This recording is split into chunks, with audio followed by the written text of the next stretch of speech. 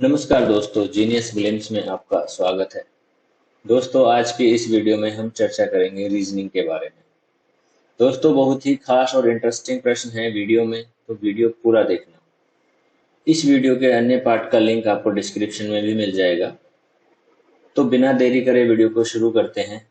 आप चैनल पर नए हैं तो सब्सक्राइब करें और ऐसी नई वीडियो की नोटिफिकेशन के लिए बेल आइकन को जरूर दबाएं। इस वीडियो का पहला सवाल है, आने वाले दिन के बाद शुक्रवार होगा, तो बताओ बीते कल से पहले कौन सा वार था। अब देखिए दोस्तों, आने वाले कल के बाद, आज हम यहाँ हैं, आने वाले कल के बाद शुक्रवार होगा, यहाँ पे फ्राइडे होगा। तो बताओ बीते कल से पहले कौन सा वार था। बीते कल से पहले कौन सा वार था। दोस्तों, हमारे पास टोटल आ जाते हैं यहाँ पे 4।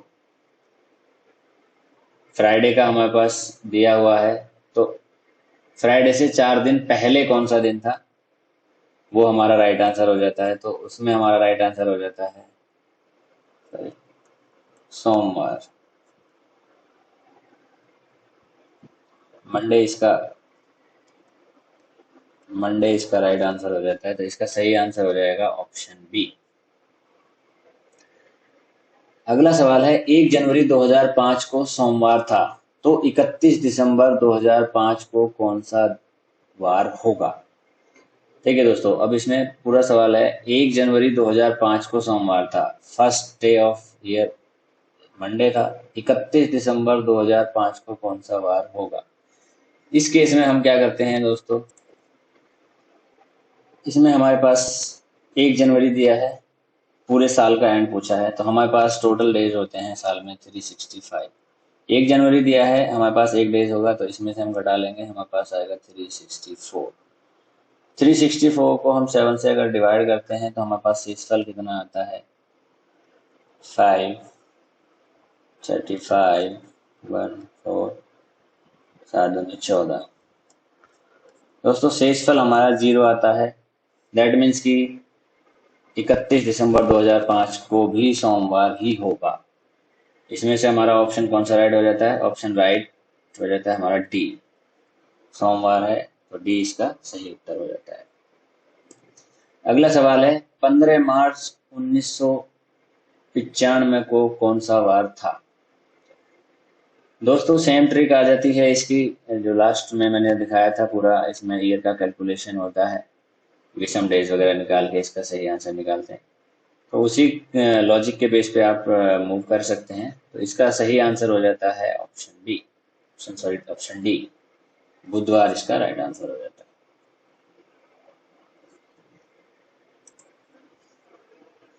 है। आगे चलते हैं दोस्तों।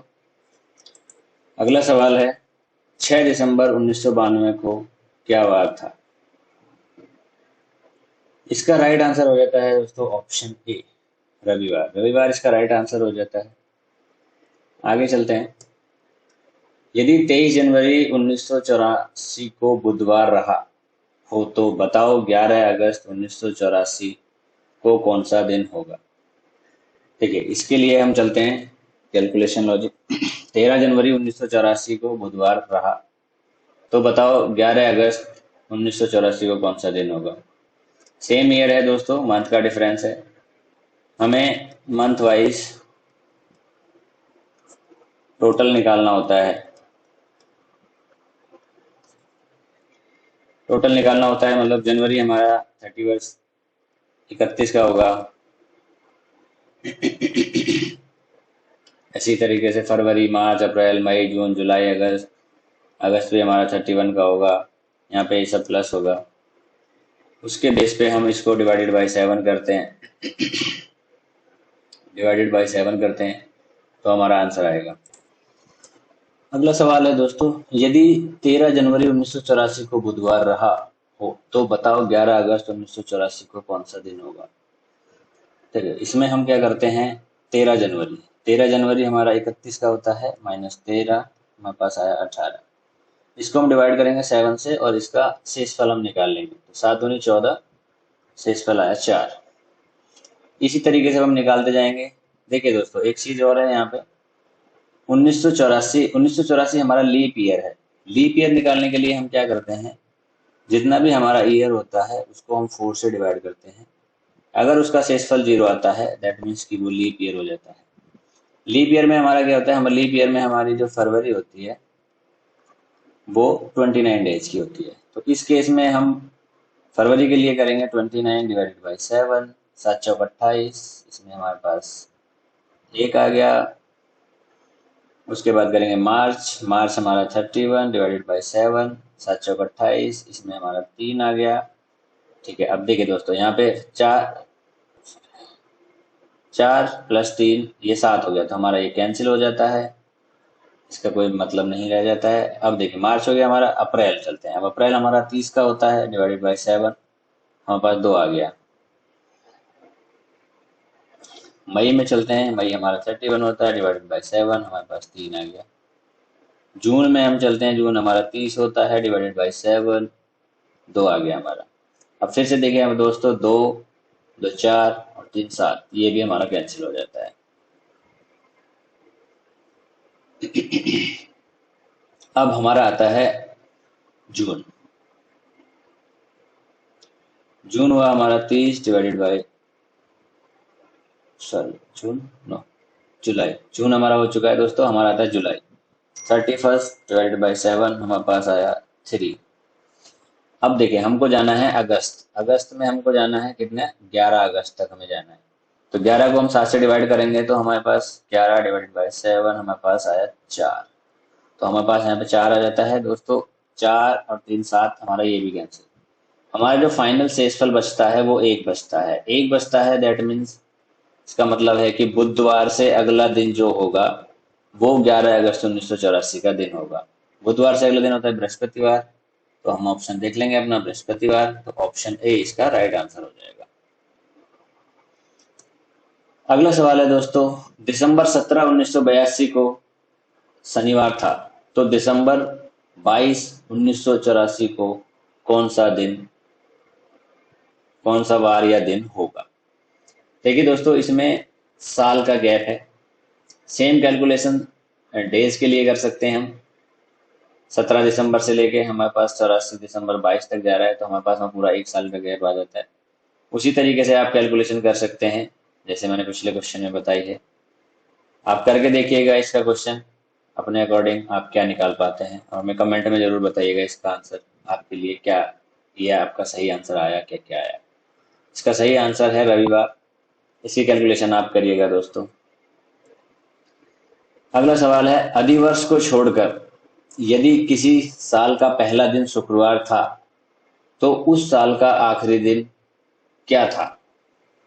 बहुत इंटरेस्टिंग सवाल है दोस्तों।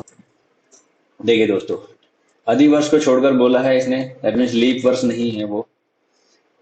तो पहला दिन इसका अगर सोमवार होता है तो नेक्स्ट ईयर का होगा 365 प्लस 1, दैट मीन्स कि उसका पहला दिन होगा। अगला सवाल है, अधिवर्ष को छोड़कर यदि किसी साल का पहला दिन शुक्रवार था तो उस साल का आखिरी दिन क्या था। ठीक है दोस्तों, अधिवर्ष को छोड़कर बोला है यानी कि लीप ईयर नहीं है, नॉर्मल ईयर है। तो नॉर्मल ईयर के केस में क्या होता है कि अगर हमारा शुक्रवार है तो नेक्स्ट ईयर का पहला दिन शुक्रवार प्लस 1 होगा, दैट मीन्स कि थर्सडे न्यू ईयर का दिन होगा। तो इसका अंतिम दिन शुक्रवार ही हो जाता है, तो इसका राइट आंसर हो जाता है ऑप्शन ए। अगला सवाल है, यदि आने वाले कल से 3 दिन बाद शुक्रवार हो तो बीते हुए कल से 3 दिन पहले कौन सा दिन था। देखिए दोस्तों, यदि आने वाले 3 दिन बाद, आने वाले 3 दिन बाद मतलब हम यहाँ पे हैं, आने वाले 3 दिन बाद 1 2 3 दिन बाद शुक्रवार है, यहाँ पे हमारा फ्राइडे है। तो बीते हुए कल से 3 दिन पहले, 1 2 3 दिन पहले कौन सा दिन था। अब देखिए हमारे पास कितना आ जाता है, 1 2 3 4 5 6 7 आ जाता है। 7 अगर हम इसका लगाते हैं और ये हमारे पास 8वां आ जाता है, टोटल हमारे पास 8 आ जाते हैं, 8 आ जाते हैं, दैट मीन्स कि फ्राइडे +1 मीन्स हमारे पास एक का गैप आ जाता है। 8/7 हमारे पास एक आ गया फ्राइडे, हम प्लस करेंगे तो इसका राइट आंसर होता है गुरुवार। अगला सवाल है, एक बस उत्तर की ओर जा रही थी से आ रही है, उसी वेग से हवा दक्षिण से जा रही है, तो बस का धुआं किस दिशा में जाएगा? देखिए बहुत ही इंटरेस्टिंग सवाल है। नॉर्थ, ईस्ट, वेस्ट, एक बस उत्तर से आ रही है, बस इधर से आ रही है, उसी वेग से हवा दक्षिण से जा रही है, दक्षिण से जा रही है मतलब हवा उल्टी जा रही है,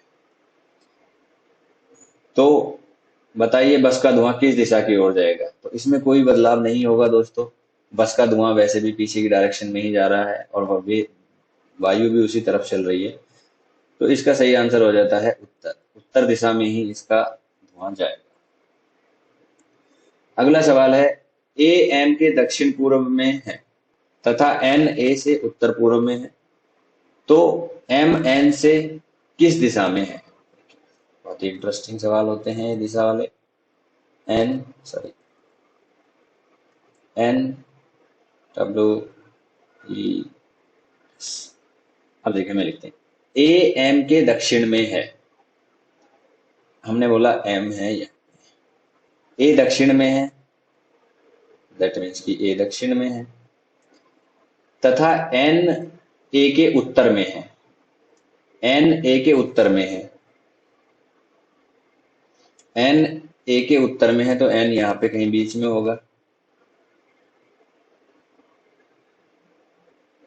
तो एम एन से किस दिशा में है?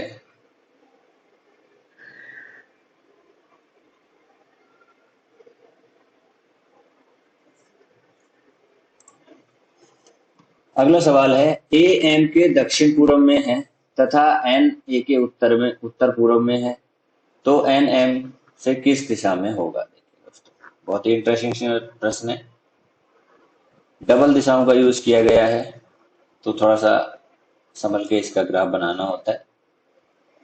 देखिए इसने बोला ए एम के दक्षिण पूर्व में है, अब ए है दैट मीन्स कि एम हमारा फिक्स है, ए दक्षिण पूर्व में अगर हम जाते हैं तो दिस इज द दक्षिण एंड दिस इज द पूरब, तो ए हमारा यहाँ पे है। ओके, अगर मैं इसकी लाइनिंग की बात करता हूँ, बहुत हल्की लाइनिंग इधर ले लेते हैं, चलिए, तथा एन ए के उत्तर में है, एन ए के उत्तर में है, तो ए हमारा यहाँ पे है, इसका उत्तर कहाँ आएगा दोस्तों? इसका उत्तर आएगा ऊपर, एन हमारा यहाँ पे आ जाता है, तो एम एन से किस दिशा में है? एम एन से किस दिशा में है? तो देखिए ये अगर इस दिशा की हम बात करते हैं तो ये पश्चिम दिशा आ जाती है दोस्तों, इसका सही राइट आंसर होता है option B, N M N के पश्चिम दिशा में है, तो इसका राइट आंसर ऑप्शन बी हो जाता है दोस्तों।